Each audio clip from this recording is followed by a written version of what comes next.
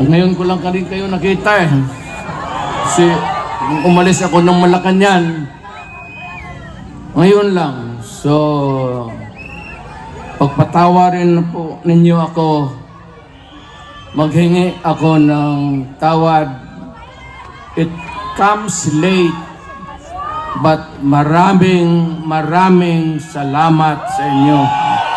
At ginawa ako ninyong presidente.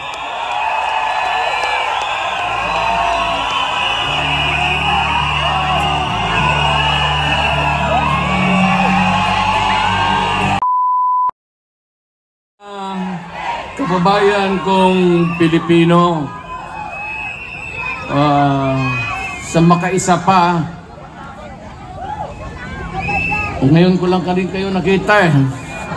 Kasi umalis ako ng Malacanang. Ngayon lang. So, pagpatawarin po ninyo ako. Maghingi ako ng tawad. It comes late. But maraming salamat sa inyo.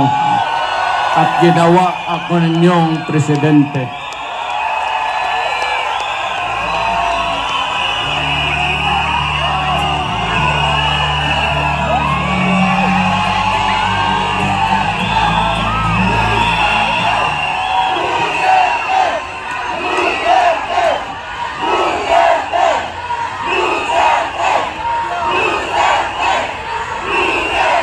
Ang pinuntahan ko dito, nandoon naman ako sa Davao. Pag gano'n nang ako lumakad, staggered, I use a cane, nagbabagtos na ako. Because of old age. I used to be, pupunta ako dito ng Davao, dito man ako nag-aral. At matatag at matigas ang katawan. Hindi ko naman akalain na paabotin ako ng Panginoong Diyos. Makatapos, makauwi, makatrabaho, at maging isang mayor doon for 23 years. Naging congressman, vice mayor ako ng anak ko. Tapos, after about almost 30 years, bumalik ako ng Maynila, hindi na estudyante, presidente na ako.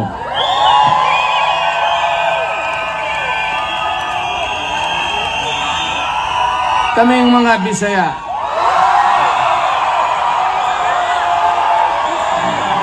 mga Waray, mga Moro, nung unang panahon, nakakaintindihan ba tayo? Nung una, inalipin tayo ng mga Espanyol. Wala tayong pulbura.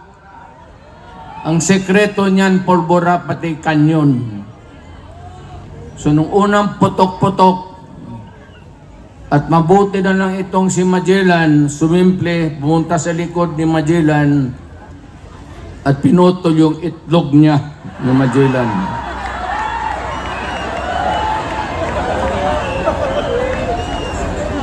Kaya nung naging presidente ako, totoo yan, kayo. Lahat man tayo Pilipino.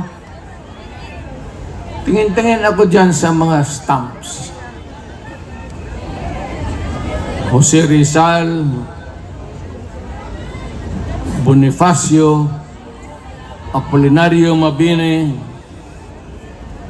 si Jacinto, Marcelo H. del Pilar, okay yan sila. Naririnig na natin noon sa mga lulo ko na ito mga mahusay ng tao. Kasi sa Bisaya lang tayo, kumputang ina ito. Kaya, nung nagpresidente ako, tinawag ko ito mga historical commission natin. Nung tagagawa ng mga stamps natin. Hoy! Ngayon kayo.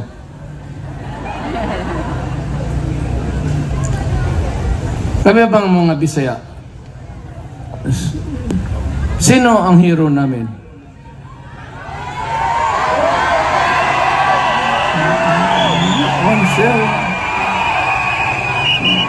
Na balitaan namin si Daguhoy sa Cebu. Ang problema kay Daguhoy of later years, nung bago na, ito mga polis na gago, lahat ng mga polis, ang tawag nila sa mga ganon, Daguhoy. Kung bakit hindi yung ipangalan Daguhoy yung mga animal na kriminal na paano na nila si Daguhoy, hindi natin mahiro? O sino pa sabi din? Yung tigas na Cebuano, sino? Sabi man nila, meron man sir. O sino? Pero isda man sir. Sino? Si Lapu-Lapu sir. Putang ina kayo. Yun ang pumatay kag jeep. Bukas pag walang istampa yung kaya ngayon, nandyan na si Lapu-Lapu, tapos si Daguhoy. So, sinabi ko sa mga pulis, pati military, huwag na ninyong tawagan yung mga hold-upper, mga kidnapper na Daguhoy. Ayaw ko, bakit nakaugulian nila yan? Hindi naman sinasadya siguro. Pero medyo may 2-3 na kami. Kung mamatay si Pepe o si Bongo, baka madagdagan natin ng pangatlong hero.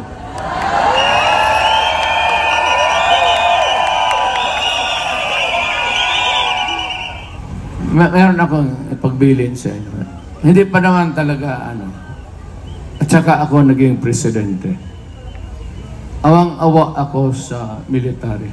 Mababait yan sila. Awang-awa ako sa mga polis. Naging presidente kasi ako, naintindihan ko trabaho nila. Mahal ko ang militar. Mahal ko ang mga polis.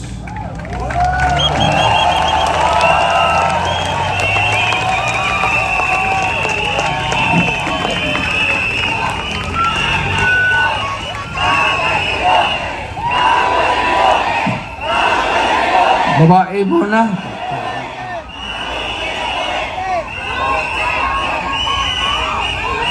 May nakikita kasi ako nung polis, ako nung presidente pa ako na na-assign sa akin, na wala man nung mahal ko kayong lahat.